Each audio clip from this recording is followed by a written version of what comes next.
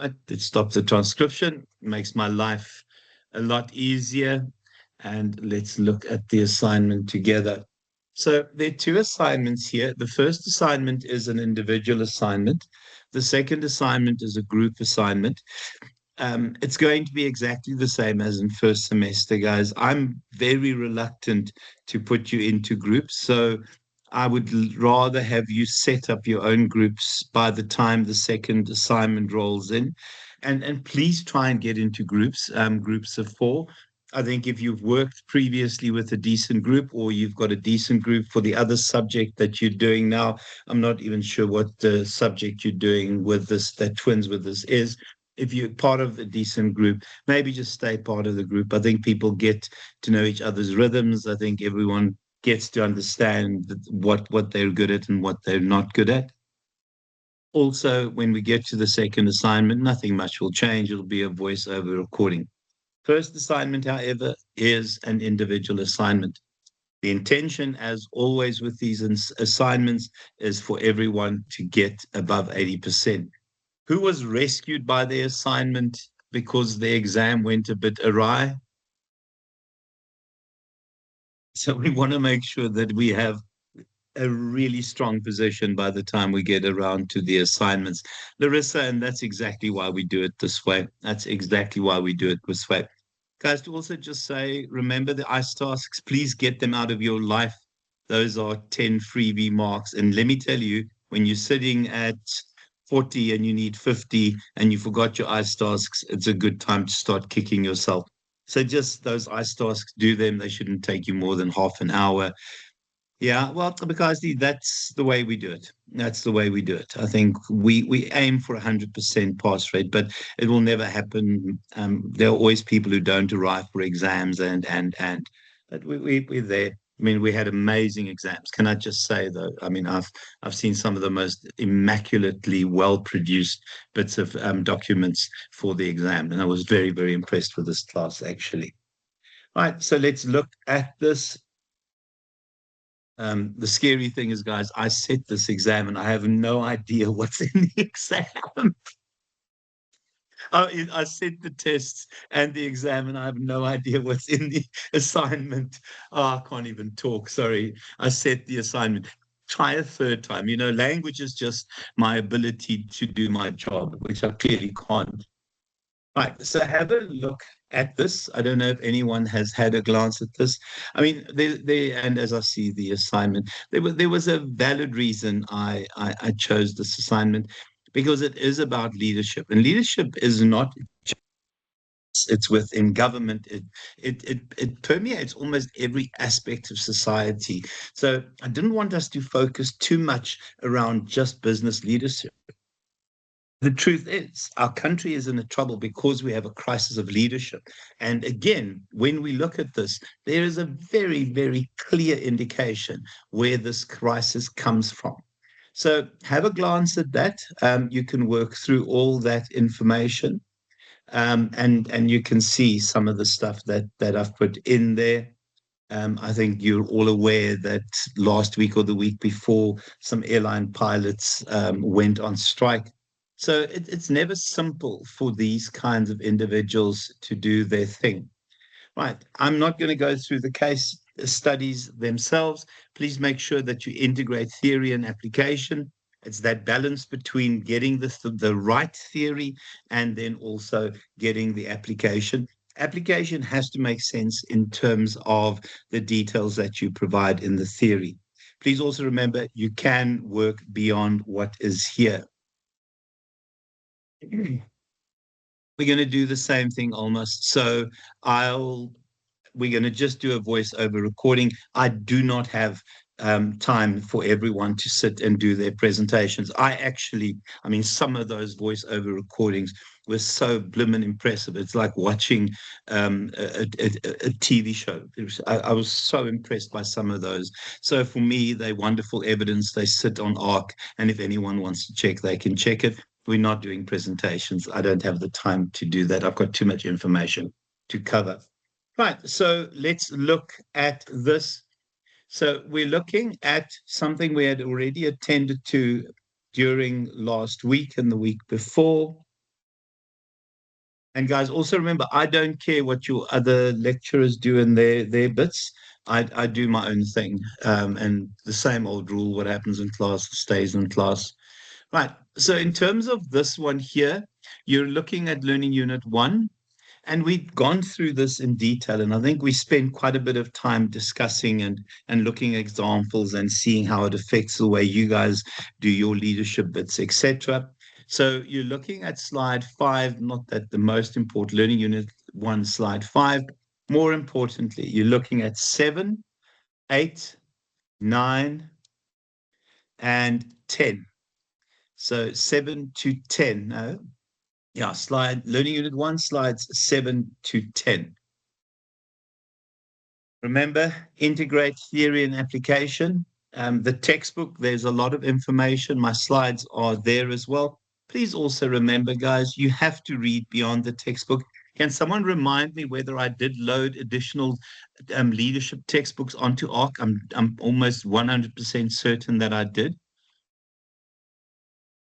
because I tend to just default to doing that. Additional leadership textbooks. Can anyone remember if they're on ARC? Sure, they'll be there because I do it all the time. I haven't been in ARC because I've been locked out because of not having a laptop that can access it. Okay, maybe someone can just check for us. So I'm not going to go through that. I think we've done enough detail in terms of that. Leadership as a person, we know it's about traits and characteristics. Leadership as a process, the notion that we can teach people to actually be leaders. Leadership as a position based around the authority that goes hand in hand with the position that you hold. And then the line of sight. Can a leader do seriously their actions? Okay, so because I don't know what any of that means, but that's between. I'm assuming that's in your, that's with you guys that you've arranged something internally. And then just the last one, can we actually align the behaviors of a leader with the successes of an organization? And we know that there are instances that no matter how good the leader is, the realities of the organization and the environment, et cetera, prevented successes. Or we've seen that certain leaders hit the ground running because they hit an environment where economically a country was growing. It was a sweet spot in terms of where the country and the nation were, and made a significant difference. And it almost, again, has very little to do with leadership. There are leaders that we have seen that we can align to some extent behavior and results. Any questions on that one?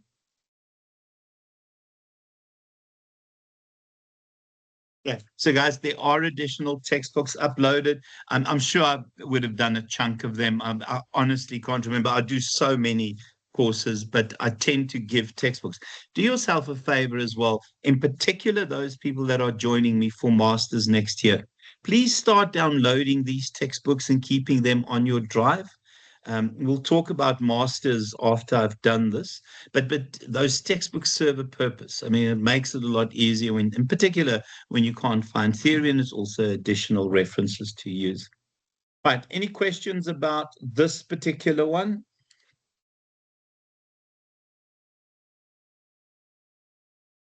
Yeah. So no dramas there. 25 marks. Yeah, and just integrate theory and application. I think the simple answer the question. Answer the question. I hate giving, it has to be 1 page or 2 pages, but I can't imagine you'll be able to answer this in less than 1 page. Right. Then the second one is this, the different forms of power. We spoke about that as well. To just go back to that, I think we spoke about this last week, the bases of power. So you're looking at Learning Unit 1, in particular, slides 13, 14. Yeah, 13 and 14. Let me just verify the question again. And then, yeah, so how this individual uses these forms of power in the performance of the duties. I tried to give enough information in the case study for you to be able to, once you've done the theory bit, to connect some of those elements. She might not use all of them, but she definitely has a default setting in terms of some of them. Right. And we did this last week. Remember, power of information, having access to information, in particular, having access to information early gives you a significant advantage. And I'm sure I would have mentioned how Trump gave his supporters a heads up that he was going to delay the introduction of the I can't remember levies now. I can't even remember the term. My apologies. It's been a tough week, guys. Introduction of the. Why can't I remember the term now? Oh my word. Tariffs. Tariffs. Guys, I have a PhD. It's very difficult to believe that sometimes the introduction of the tariffs and then announced it early and then said I was going to delay. And a lot of his friends made serious cash. That kind of power is very, very real. I mean, the one person made $2.5 billion in one day by buying shares early and waiting for them to shoot through the roof and then selling them. In terms of reward power, I think often those individuals who have reward power can get you to behave in a particular way. Coercive power is about threats. Whether those are real or perceived, it is about potential of violence. And we spoke about Putin and those kinds of individuals. I think Trump is very much that. I saw him threatening to arrest the Democratic leaders from Texas because they left the state because they want to rewrite or redraw the lines in terms of voting, giving them 5 additional seats. I mean, it is so dodgy that you actually can't imagine that this is the real world. Legitimate power comes from a position you hold, and expert power coming from the ability to do things. And certainly Mark Zuckerberg and Bill Gates certainly would fit into those categories.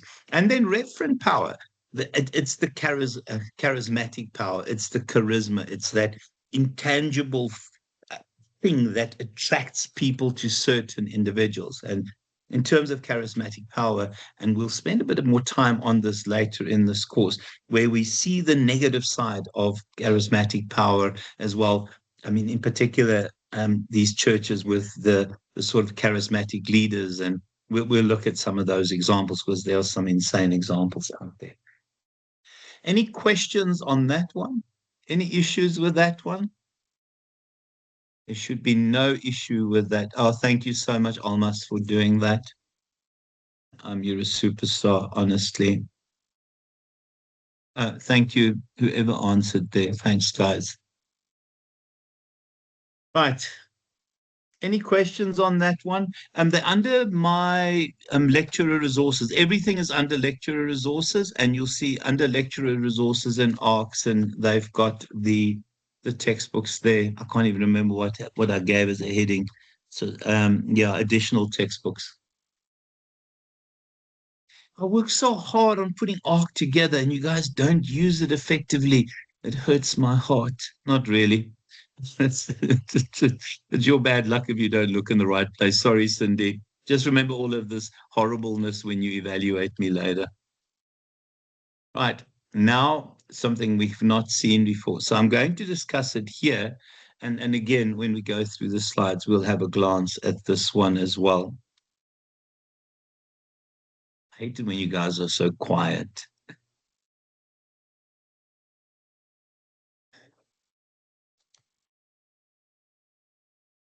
Oh, flipping hell, it better be recording the lesson because no, it's still recording, Shelby. It's recording everything. No, I record everything. No, it's definitely going the recording because it says they stop recording. Oh, oh, uh, Kieran, how long have you been part of my classes? No, I think it's because you've been part of my classes so long that you know that I mess up often. So don't worry about that. But that's minus 25% for making me panic. I think I need to increase that because of inflation to 30% now. I can't just say 25% anymore.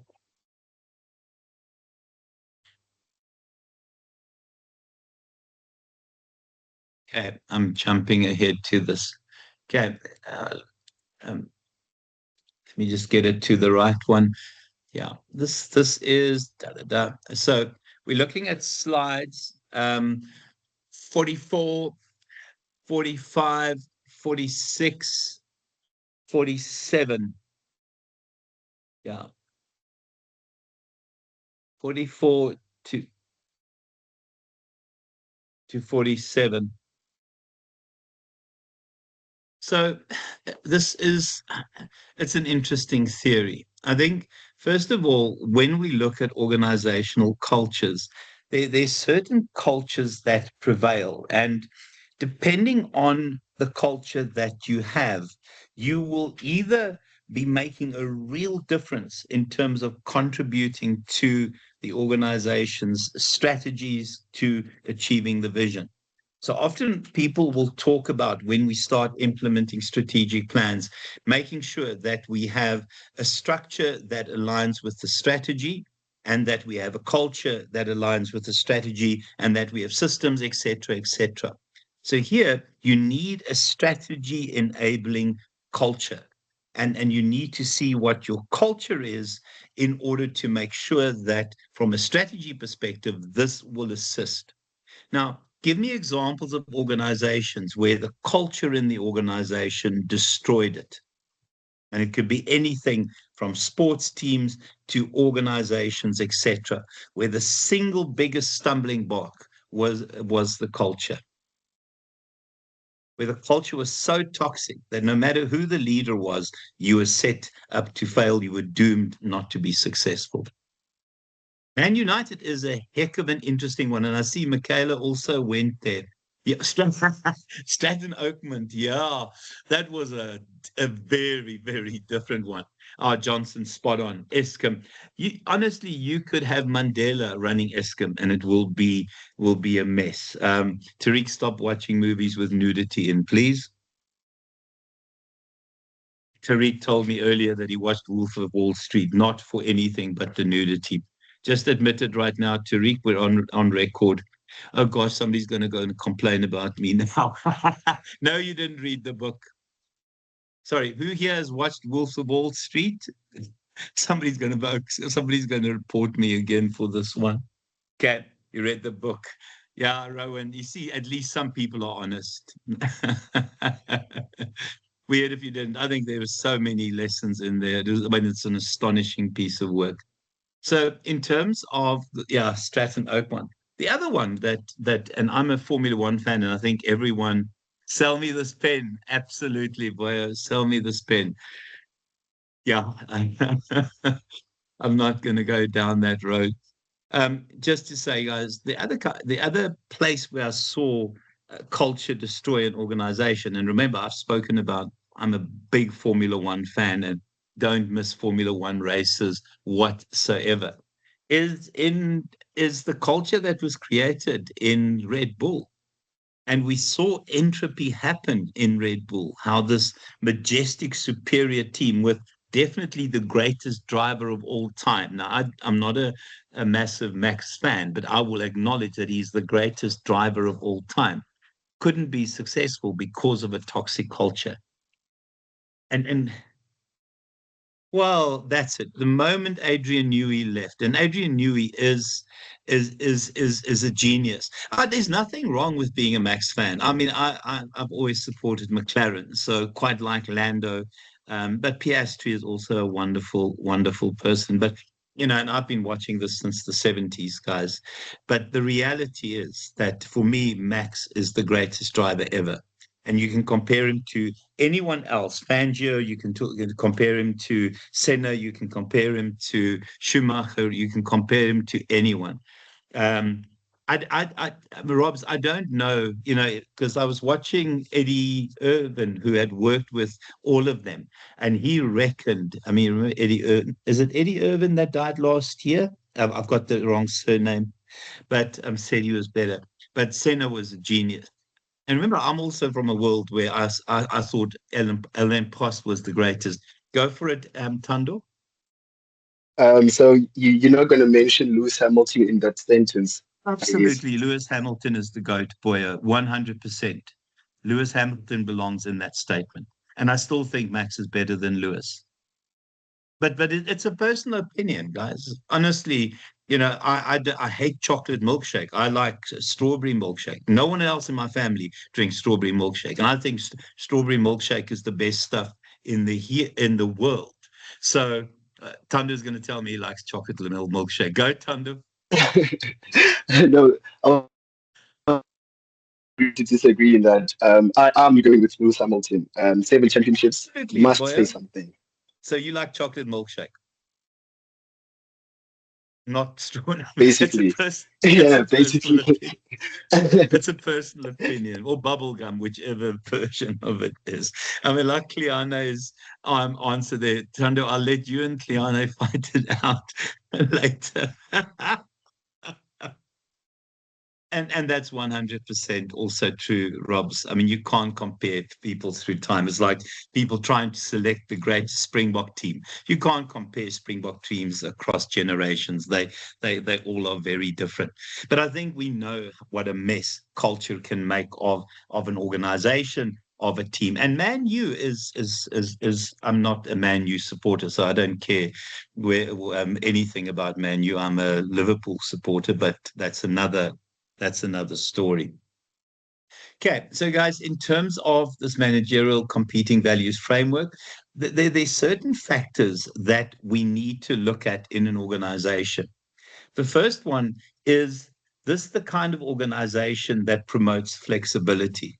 Now, oh my gosh, I'm so excited I can use Paint on my new machine again. And I know you guys can't wait for me to use Paint. I can hear the anticipation and the art that is about to happen. Control yourselves, guys. The masterpieces will flow from this mouse like you can't imagine. Hold your breath. This is about Leon Da Vinci is back. Da Vinci, if he was colorblind and stupid, I think that's where I would least fit in. So, in terms of this, guys, an organization that promotes flexibility adopts the attitude that we want you to build this. We don't care how you go about that. All we know is we want that particular outcome achieved. An organization that is about control will say, well, here is your job description 1, 2, 3, 4, 5, whatever duties. And if you do all of those, you should be able to achieve that. So the first bit there is flexibility versus control. So if you work for a company like 100%. I mean, that's the greatest one ever. So if you work for a company like Google, there is a lot of flexibility, guys. Their 20% rule, where 20% of your life you spend creating your own magic, and the only thing is Google must benefit from it. And then the second one is this about internal focus or is it about external orientation? Internal focus organizations tend to almost get to a point where groupthink dominates what happens in the organization. There is a real concern about making sure that we keep people happy and that we spend a lot of time on managing conflict because this must be a comfortable place to work. External orientation, the attitude, and also here, remember your focus here you worry about your competencies because you believe you got such fantastic competencies and capabilities that you can create products that will impress the customers and sometimes surprise customers. External orientation is about what can we do to get into the ring along with our competitors. What can we do when there's a WWE match? What can we bring to the party? And then obviously your 21 competencies that will fall into four broad categories. So it looks at a particular management model, but I quite like the term an action imperative. What is our attitude to getting things done versus to keep the peace? So there are the four elements, the compete quadrant, the control, the create, and the collaborate quadrant. Now, I think what happens here is And this is an important thing. What this model does, it brings us into a modern world where in the past, we always had either or thinking. I think prior to the kind of technologies we had now, it is either we go to build in China or we build locally. Those were almost contradicting options. What this model does, it promotes both and thinking. It is that idea that when you're faced with challenges, you don't only have one or two options. It's a bit right. It's a bit like writing a multiple choice exam where all five options could be correct, and at the top they say choose the most correct option. Because when you have technology, you have so many alternatives that you don't have to think either or. You can actually think, oh, this is an option, that is an option, that is an option. It's much like, very much like a multiple choice exam where all five of the options are right and they say choose the most correct option. It changes our view of the world. Give me examples of either or in the past and both and now. Give me either or in the past. What were the kinds of things that we had to almost sacrifice in getting things done for customers, either or?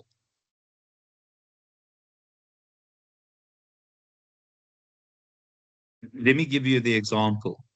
Either we focus on quality, okay, and we charge more, or we reduce the quality and we can charge more. In terms of both and, is we can improve the quality and still be competitive because that's what technology does for us. Any either ors that you've had to face that has changed the way you look at the world? And take that further, Rowan.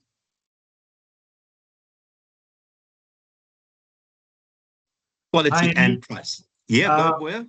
I'm just saying for the consumers, Woolworths always got to obviously meet them halfway. They want to obviously provide the consumer with the best product, but obviously at the most affordable prices. Now it may suit some consumers' 100%. pockets, and some obviously it has a negative effect, and those consumers always seem to get upset. So yeah. 100%. I mean, a ridiculous example, and my apologies for example. It's either as a mom, I will have a family or I will have a career. Now, with work from home, you can say, I can have a career and I can have a family because technology allows us to do that.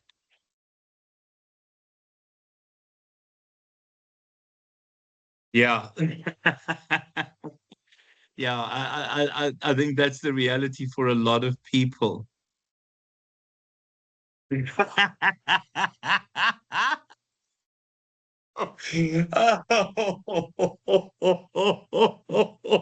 That's very, very good. What is the both and there, Michaela? Because I'm looking for the both and. Um, I have no value system. I mean, so as long as you give me good MSRs, you'll also get great get great results.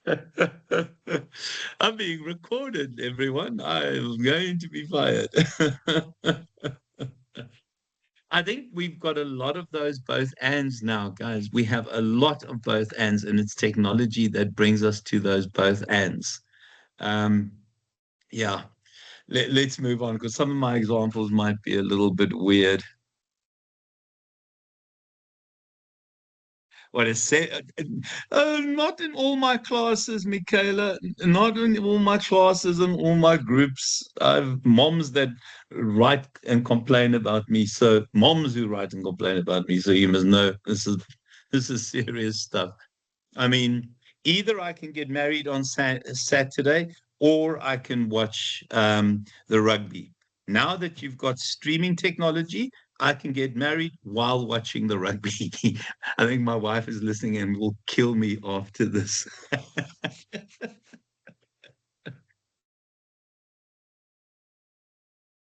Oh, absolutely, Tariq. 100%. 100%. Okay, let me go stop because some of these examples will get me into trouble. Yeah, that's exactly. Yeah, exactly. You see, and guys, we live in an and world, man. Technology allows us to put and between two opposing forces. I think any guy who streams the rugby while getting married, well, but you're braver than me. You're braver than me. Or you can marry a woman who likes rugby as much as you. Okay, and get married at the rugby. Okay, guys, I don't know. I should stop drinking before class. Right, guys. So, in terms of these four quadrants, this is what it gives us. The first one is collaborate. And you can see here, and it's an interesting one. It's about commitment and cohesion. Now, the danger of that, and when we go too far in terms of that, we get that awful thing called group think. Don't know if anyone's come across the term group think previously. What is group think? What is group think? And let me tell you, when that happens, life becomes really, really, really awkward in an organization. What is group think? And where do we see examples of group think? It's herd mentality, Rob's 100%. So all you do is you don't want to rock the boat. You don't want to rock the boat. You just want to keep the peace. I was going to say the ANC, guys. The ANC biggest problem is groupthink. It's about people who 100%. I mean, we've seen that, and Shelbs, with all the evidence that what Puff Diddy or P, I don't know what he's called, that wasn't found guilty is seriously questionable. I think P Diddy, yeah, P Diddy. Oh, gosh, help me. I sound so gangster when I say that, guys. So I'm going to keep this recording. Very questionable, the song, 100%. So to just say, guys, and I don't know where I was. So the wrong side of this is where when you start thinking different, when you start questioning, and you call him Puff, you call him Puff. I need a gangster name as well, guys, but not Puff anything. But I think you get too far. So you can see the kind of things that are important. But I think for me, it's about here it is, let's build this organization around ourselves. And I think it's wonderful to have commitment and cohesion. It's beautiful. I know, boy, I'm seriously gangster. Oh, absolutely. I'm very gangster, boy. I am so gangster. The other day, I didn't even cook the chicken properly before I ate it. I'm a risky oak, let me tell you. Me asked for chicken medium rare, let me tell you that. So gangster. So, in terms of that, the focus here is on happiness inside the organization. Well, absolutely. Well, they don't have anymore because they've seen how they lose their people, the sung. But you're 100% right. I still think the ANC has a herd mentality. I stared at the chicken and it cooked itself. I'm so gangster. Okay, guys, and then control. So again, you can see here establishing, maintaining stability and continuity. So it's about organizing where the information goes to the right people, and it's about working between functions, and it's about projects and about quality and about compliance. Now, each of this will fit into an organization. I thought it was salmonella. I didn't even know it was salmonella. Each of those would fit into an organization that where it would be appropriate. But the important thing is it has to be appropriate to the organization you're in, guys. And then just improving productivity and profitability. So here we start looking externally. You start looking at vision and setting vision. You build around that vision where you break it down into bite-sized chunks. It's about getting people excited about the vision. It is about making sure that we build an organization that supports that vision. And more important, it is about results. It is about not so much we worry about how you do it. It is about making things happen. And again, Google, very good at that. And then just promoting change and adaptability. I think here it's about ethical use of power, the idea of new ideas, innovation, and you can also see there getting people to buy into that and then implementing and sustaining change.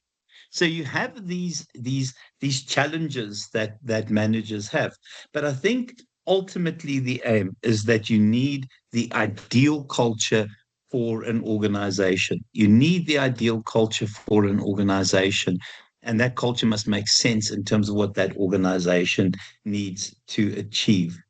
Um, we'll go through it again, have a glance at it. But I think the reality in terms of this, it gives us this idea of both and certainly technology allows us to do that. Technology allows us to do that.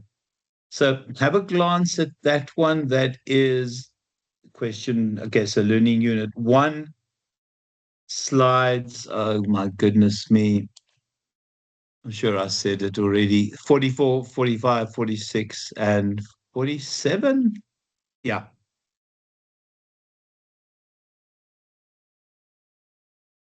Okay. And then, yeah, something we were going to do tonight.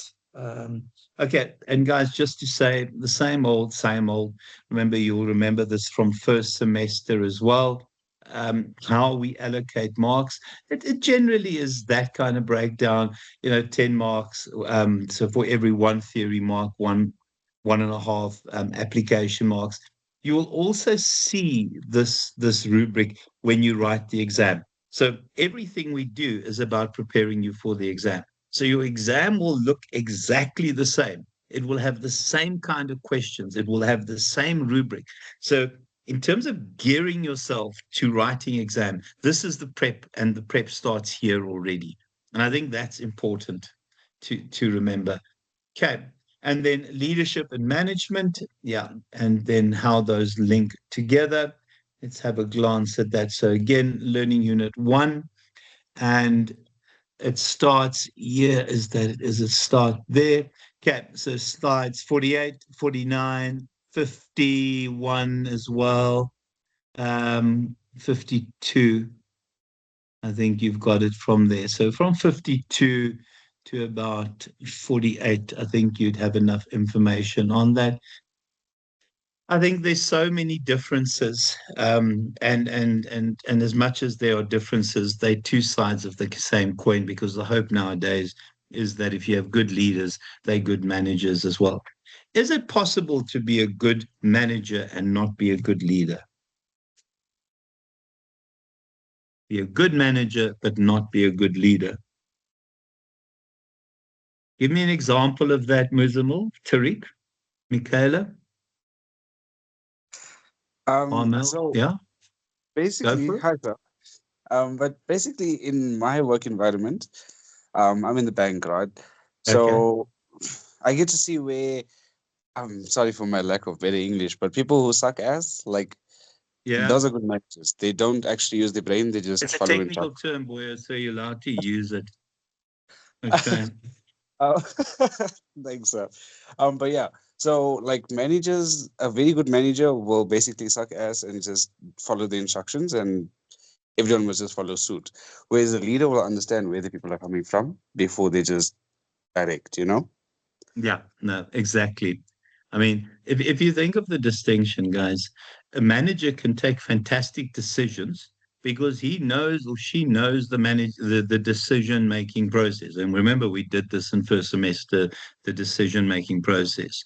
Manager can do fantastic planning because they know that you set your objectives and you create your plans and you create whatever the heck else goes into it. So for me, management is often a theoretical concept. It's the kind of tick boxes that when it comes to processes, you are really good at it. And it's possible to be a fantastic manager and be a completely useless leader because you arrive with textbook theory, You're able to quote every single best practice that has ever existed. Absolutely. But you also, in terms of the modern breakdown, and we'll do this, Tariq, and I'm glad you alluding to that. You're alluding to that. You'll see that because schools have become so intensely complicated, the leadership structure in a school now includes teachers. Michaela, are you at no, it's not. Who here is at a school? I think somebody here is at a school. Can't remember who in my class is a teacher. Sorry, Michaela, I know you're not a teacher. But we've seen now how the need for teachers to be leaders are there as well. I think for me, management is a theory concept. It's very much a theory concept. So managers rely on that. They rely on positional power. They rely on their authority. They love giving instructions, and they know how to give instructions because they know the theory about giving instructions. Okay. The second one, in terms of leadership, it is about personal power. And when they match perfectly, a leader that is also a manager and a manager is also a leader, it's called a management leader, will take a decision. The decision will be good because we will know that this person knows the theory of decision making. But this is the kind of person that would also be able to sell the decisions as a leadership thing, and it will work. In terms of others, I quite like this, and I'm doing. Oh my gosh, Rob's. Okay, that's a that's a strange one.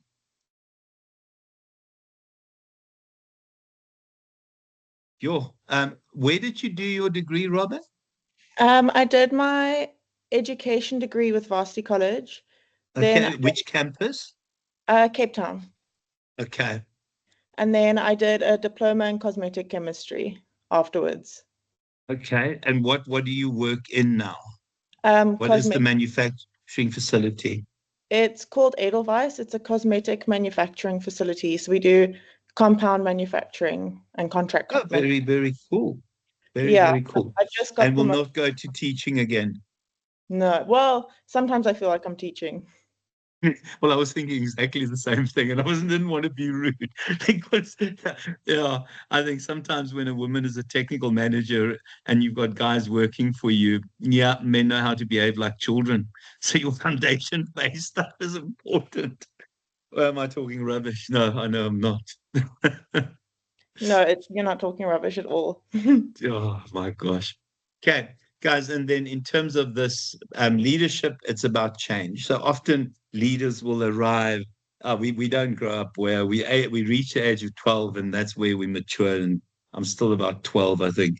So in terms of coping with change, I think these are leaders are individuals who bring change, who understand circumstances need to change, where management will be able to take the complexities, will take the bits and pieces that need to change in order to create the vision and make the vision work and put those together. Because this is a theory process. I mean, I quite like practice and procedures, which is theory. Where here, this is the person who realizes that the world doesn't stand still and I need to constantly change and have new vision and have new ideas about the future. Another one here, guys, leaders about vision and strategy. I also quite like the word about energizing people. We spoke last week where you create an environment where people can be fantastic, that kind of energy moment. But in terms of making things work, that's where we need managers. And we see how sometimes some people blend those wonderfully together. And then just leaders, and I quite like this term, are artists who use creativity. Bill Gates described um, described. Oh my gosh, my brain is so fraught today. Sorry, guys, it's been a hell of a week. Bill Gates described Steve Jobs as a wizard. That he was a wizard. That he was tantamount to being a wizard. And I think that's who Steve Jobs was. He was an ideas guy. He had this wonderful view of the world. But I mean, he couldn't code. He was never going to write the code. He always needed the technical people to do that. And I think in this world where we are now, this ability to navigate through chaos. Does anyone watch CNN? And I know that I shouldn't watch CNN. Everyone tells me that I'm stupid to watch CNN. I'm the only person who watches CNN. It's the best entertainment watching Trump. I mean, my favorite part of the whole Trump saga now is the Jeffrey Epstein managing that mess. And I think, holy guacamole, the more they talk, the more they cause trouble for themselves. To just say officially, guys, I was never on Epstein's Island. I need to state that officially. I didn't think that needed to be said. But I think it's this chaos that we're in, and the reality is the world has gone insane, guys. The world has gone insane. And in terms of leaders, and you can see here catalysts for change, etc. And again, Steve Jobs really good at that. And then, yeah, just to look at some of these, I think in terms of society, the problem with society is that we make managers sound dull, that they don't take risks, that they work within predetermined frameworks. But I think when we think of leaders, there's almost a romanticism tied to a leader. Who would prefer to be called a leader versus a manager? I think a manager just is dull. It suggests that you there could tick box exercise. I think everyone wants to be considered a leader. I just want to be a follower, guys. I just want to be a follower. I don't want to be anything. And I think we'll stop there, guys. Yeah, so that is it. Yeah, I think managers are bullies, but we also get leaders who are bullies.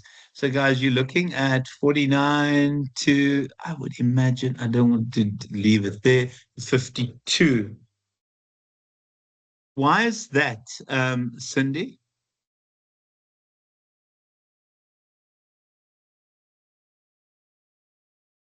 Can I make a suggestion? Cindy, why is that? And then I'll make a suggestion. Besides the fact that I worked with a specific leader who was absolutely awful, and that was the first time I was ever exposed to the terminology leader, it just gives more of a, to me, a religious connotation, not of any faith, but it just doesn't give the essence of what I would like to do with my limited power that I have and guide the people that fall within my scope. A leader it's just not a good word for me. It's become a cliche. It's become a cliche. I mean, there's so many useless leaders, guys. I mean, we could list them for weeks and not be complete. Yeah, I mentor is a like I quite like the word the promoter, somebody who's a promoter, somebody who promotes opportunities for other people to be fantastic. But mentor is also there. But you're right, Cindy, it's become a cliche. I mean, everyone's a bloody leader. Everyone's a leader. I have a real issue, and I agree with you. It's become part of a lexicon that really and truly it's a default setting where you don't want to tell the truth about someone else. Yeah, it's a hell of a good point that. Okay, guys, so that is the assignment. I think any questions, any comments at this stage? Do it sooner than later. When is this thing due? Remember, I don't track submission dates.